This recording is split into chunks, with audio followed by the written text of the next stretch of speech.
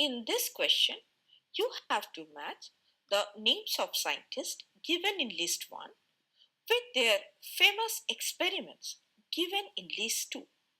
Now, Frederick Griffith demonstrated the phenomenon of transformation in Streptococcus pneumoniae, where a non-virulent bacteria acquired virulence, or that is the pathogenic property, from heat-killed pathogenic bacteria.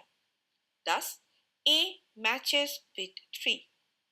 Now, Francois Jacob and Jacques Monod collaborated to explain the regulation of gene expression in bacteria using the lac operon model in E. coli.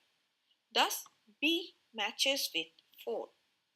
Hargobind Khorana helped to decipher the genetic code by synthesizing RNA sequences and determining which codons correspond to specific amino acids. Thus, C matches with 1. Messelson and Stoll conducted their famous experiment using isotopic leveling of nitrogen to demonstrate that DNA replication follows a semi-conservative model.